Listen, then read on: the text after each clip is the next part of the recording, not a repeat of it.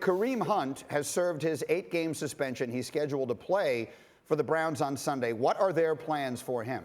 Their plans are big. They like this guy as a focal point. They watched him in the offseason. He wowed them for months. They said, this guy can be a catalyst for us.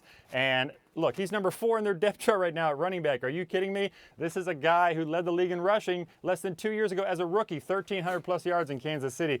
But here's the thing, at 2-6, with a team that's scrutinized Sunday to Monday, how much is it really going to matter? You talk to coaches, people around the league, they see a disjointed team without much of an identity that's sort of calling plays at random, hoping they don't get penalized. And so, the Browns simply hope that Hunt could come in and be a spark, help Odell Beckham, bring some balance to the offense, but he's going to play with Nick Chubb at running back, behind him, alongside him. They'll get creative with this guy, maybe not the first week, but over the next few.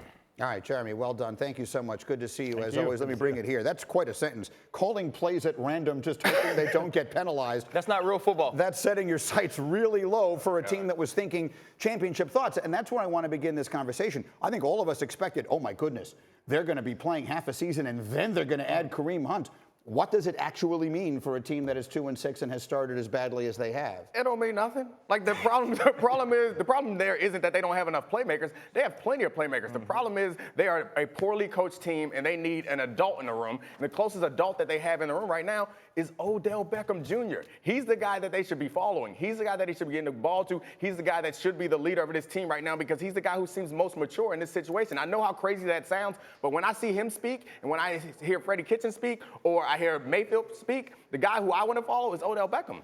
No, absolutely. He's also playing that way. You look at the effort Odell Beckham Jr. plays with, the passion that he's playing with, how much it still matters to him to win football games. It's only been about that for Odell Beckham Jr. this year, but also this means nothing. Could you imagine thinking about this team preseason? All we said was after 8 weeks, they'll get Kareem Hunt and add him to what they'll be doing offensively. Well, they aren't doing anything. And it doesn't matter. If you're calling plays at random, you could have Jim Brown back there, and it's not going to help this team. So they have to get better. To be clear, you think they're done?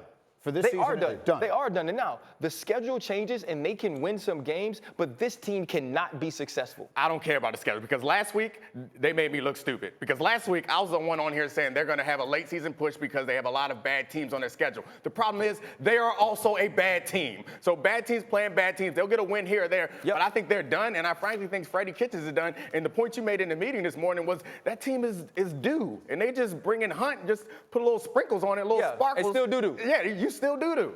But that's the huge thing I said last week was coming into the season changing or the schedule changing that they had to change. And you saw them in the post-game press conference talk about turnovers and they talked about penalties because that's what they're focusing on. They need to be focusing on winning and making sure you make the winning plays. And without a coach that can delegate, organize, and set up, you can't win football games. Yeah, look, I mean, you can't make the schedule argument when you just lost to Denver without their quarterback.